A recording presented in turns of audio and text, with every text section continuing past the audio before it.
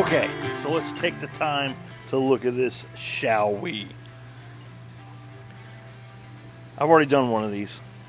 So one, yes, I know that this is the proper layout. I know it works. Also, obviously, this is the first time I've done layout for Dimple dies and how I'm doing this. So I thought I would take the time, and I drew it out. It's very crude. You know, it's not fancy CAD. Like, we're going like straight up old school here. So for any young guys that don't like the fact that it's all handwritten in my sloppy handwriting, well, you know, whatever. Deal with it. It's good to learn the old way too. Okay, so we have a 2-inch hole. Here's our holes list. 2-inch. See if I can get this to focus. 1.25 inches and 3/4 of an inch. 2-inch, 1.25 inches, 3/4 of an inch. Now we're wanting the layout so that when we not only drill the holes, but after the dimple die is put into place, that the gap between the edges of the hole or the dimple die is even though the hole size is going down. You have your middle one is this, you know, like 2-inch, 1.25 inches, 3/4 of an inch. But that outside edge and outside edge between the holes, you want that distance to be same even though you're stepping down in different sizes. So there is a formula to do that. You can Google it, you can look it up, you know, whatever. But if you're wanting to know how to do it, basically you take what you have overall, which is going to be 20 1/4, so 20.25. Then we're going to take away all of our hole diameter. So we're going to be mirroring this side over here. So we have a 2-inch hole, and then we're going to do two 1 1/4 holes, then two 3/4 holes. So 2, 125, 125, 75, 75 gives us 6. We take the 6 away from our overall length, which is 20.25. That gives us 14.25. Now, this is where it confuses some people, and this is where it even gets me. This is the reason I still have to lay it out, you know, on paper or CAD if I have somebody around that's better than me at CAD, because I'm just too slow at it. But you got to act like you like this dotted line to the center of your hole is creating a flat or a section or a panel, if you will. So 1, 2, 3. That's 3 panels. So you're going to remember we're mirroring this. Excuse me. It's going to be 6 panels altogether. So then you take your 14.25, divide that by 6. That gives us 2.375. And this is how, now, if you really want to like triple check, you can get crazy and then double check all your math. And that's the reason this looks the way it does. So we come in 2.375, which is the number we got down here. That should be the edge of our first hole. Half of 3/4, because that's the overall size of this hole, 3/4, is .375. So add 2.375 plus .375. That gives us 2 3/4. That's your center of first hole. So then again, you want to check your math. You add the other half of that hole, .375, to your 2 3/4. That gives you 3 1/8, or 3.125. Then add your 237 or 2.375 again. That brings you to 5.5. And then again, you add half of your hole diameter. So that'd be 5/8, you know, 0.625. That's going to give a 6 1/8, 6.125. And you just keep adding it up. So add that to .625. That's going to bring you over here to, or actually, excuse me, forgive me, that brings you to 6.75. Then you add your 2.375 in again, brings you up to 9.125. Now here's where you got to remember, this is half of this hole. That gives us an inch. You know, an inch on top of 9.125 gives us 10.125, which is 10 1/8. Times that by 2, that gives you your 2 1/4. So I know that's a lot of math, that's a lot of scribbling down on paper, but that is just double checking the formula, the math. You can then add it all up and see exactly how it comes out. I've already got this one laid out. It's already ready to be drilled. It's been, you know, marked, center punched. So let's get to it. Let's do some work. Come on.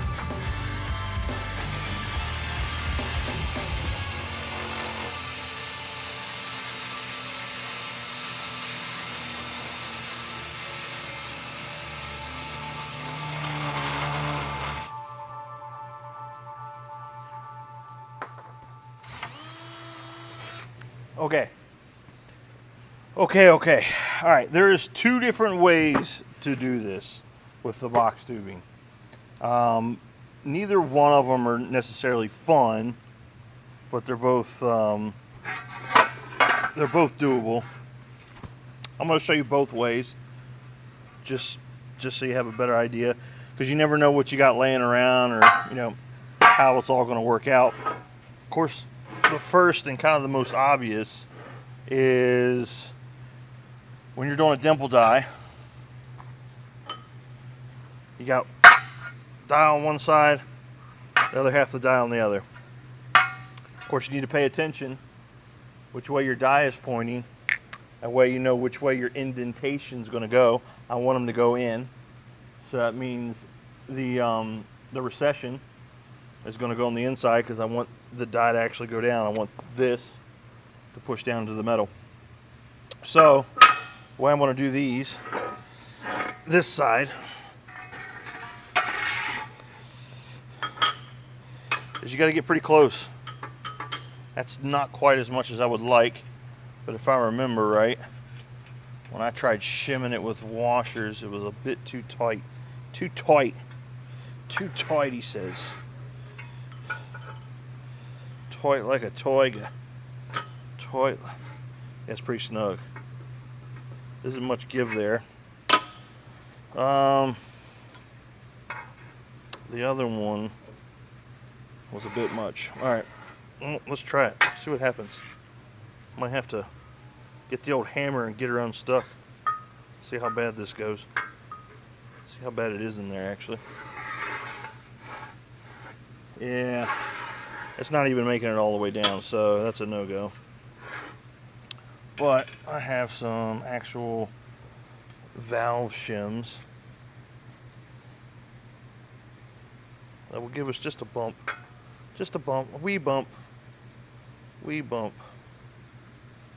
Which is all we really need, since it gets a little tighter as we get in here. So you got to have that up. Let's see if I can show you guys. You got to have that up, because if not, obviously this would give way and just push down, and you'd fold your tube and all that stuff, so it wouldn't be good.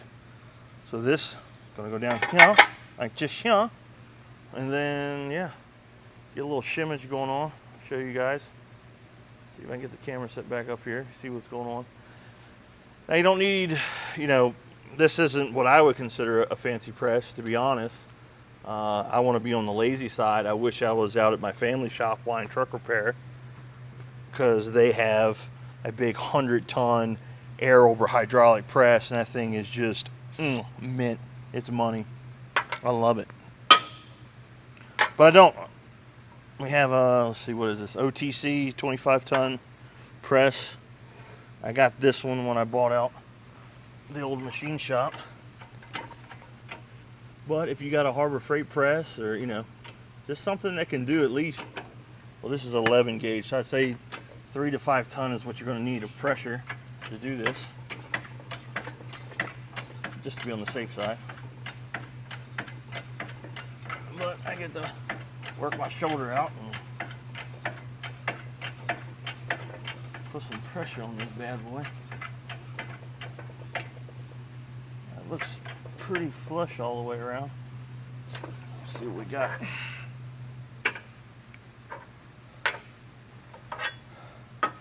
And that there is a dimple die. But we're locked in. We're locked in. That's kind of the reason I did that. I can nice slide this bar out, and that'll allow the die inside to drop down out of the way. So I'll do the rest of them this way, with doing the shimmage, if you will. Shimmage.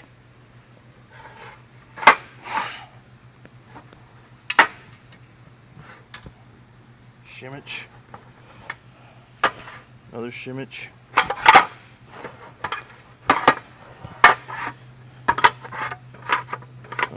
There's a burr or something in here. Didn't have that the last go around. That's alright. As you can see, about a 2-inch hunk of steel there. That long is quite the endeavor trying to hold it. So we'll set this guy out of the way until we get it for the other side. Let's see here. Come back. Now, we're going to need some shimmage this way. Makes it easier. Go about it that way. Let's see here. We need this guy. This guy. It's quite the gap. Quite the gap. Let's see what we got. With these 3 shims. Oh, I like that. That's rather nice. That's what we're going to go with. You know, I'd already done one. I'm drawing off memory from 6 hours ago because I've had other things going on today here in the machine shop, or in the shop in general. But it's coming together. Get her lined up there.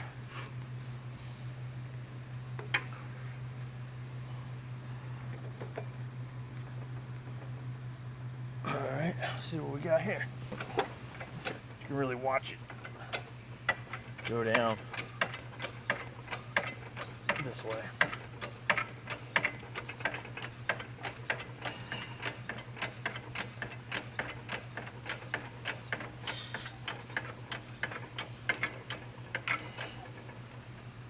Excuse my big head.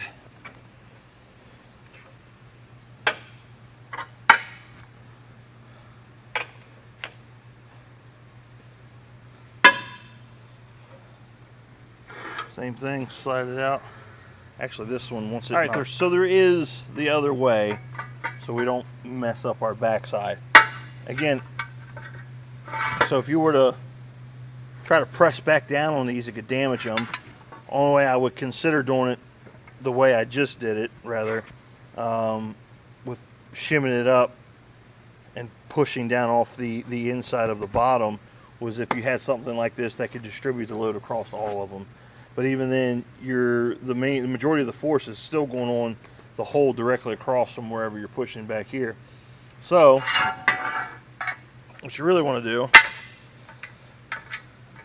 is take the other die, protruding die, if you will. Set it up if you can in here and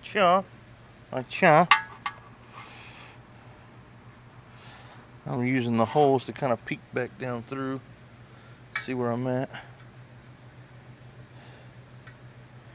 The funny part is, I can only find an old socket that would actually fit. To get this to really work right. And even then it's not exact, it's still pretty annoying. No. Whoops. Let me see here. Get it down some more. Make it a little easier.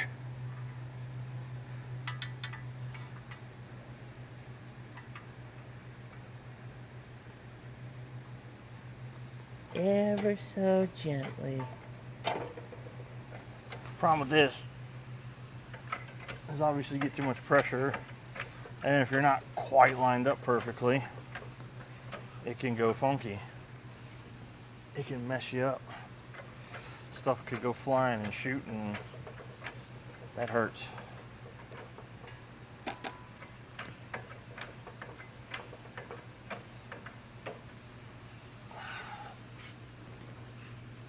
Which looks like that is starting to be the case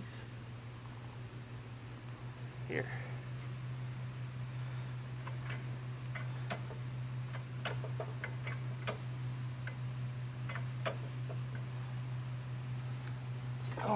Something just don't feel right there. Something didn't feel right.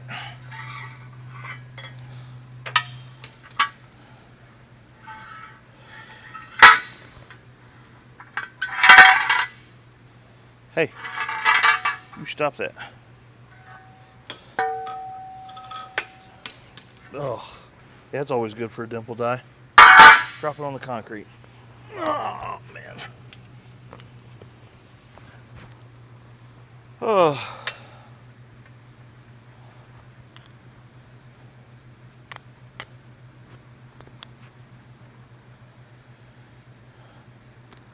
No damage. That's the main thing.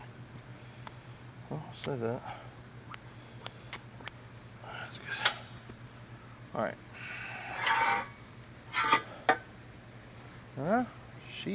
She dimpled. It died. Dimple died. It died. It dimpled. It dimple died. Anyway, it did what it was supposed to. All right. There we go.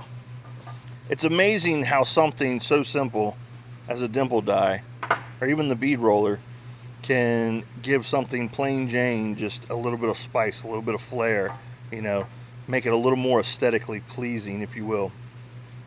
All this is 4x4 box tubing, 15-degree angle on either side, and, you know, dimple dyed, matching holes, both sides. And as I was saying before when I was showing you the layout, no matter our hole size, the spacing in between the holes is the same. That was kind of the key that helps, it gives it that extra pop, that extra flair, if you will. However, I've heard a lot of guys talk about dimple dies.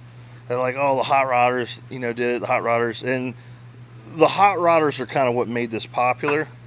But if you've ever looked at, you know, old aviation, that's old airplanes rather, that's where it came from. It came from the aviation scene. Especially, we really started to see a lot of it, what was it, like mid and late 30s into the, you know, World War II and the early 40s, where the whole purpose of the dimple die is to shed weight, because you're removing a bunch of material. But when you have thin metal, especially like in the, you know, the airplanes and the aviation scene, because you're trying to keep that weight down as much as possible, you're removing metal on thin metal, so then it's weaker, you know, it warps, it'll bend real easy. So what they did was they came up with a dimple die. When you flare that metal right there, it creates rigidity and it creates strength within the metal. So it was just a win-win for the aviation when they needed to lighten it up, remove material, but they still needed, you know, rigidity and strength, so they got the dimple die. Same thing for the bead roll too. You know, it just helps give you strength in your thinner metal. But then, of course, your guys came back from World War II and they thought it probably looked cool, which that's what a lot of people nowadays, they go for the aesthetics of it. But the hot rodders, they were trying to go faster. So what's the name of the game? Shed weight, remove material, but we still need strength. The dimple die was where it's at. And then, of course, you know, guys started putting some style, some flair into it, and you know, arranging them in certain patterns, kind of like what we've done here, and just making it look more aesthetically pleasing. So once the hot rodders got a hold of it, you know, over the last 30, 40 years, we've seen a lot of different, you know, the off-road community has really adopted it. I like using it in off-road bumpers and stuff like that. You know, I've seen guys in the drift scene for their roll cages, you know, for their roll bar gussets, you know, they'll use dimple dies, excuse me. So we've just seen it across like all forms of the automotive industry and the aftermarket scene of just, you know, dimple dies. Looks cool, sheds weight, creates strength. That's where it's at. But enough jibber jawing, enough of the history lesson, if you will. Let me show you what this is for and why we made all this, right? Come on.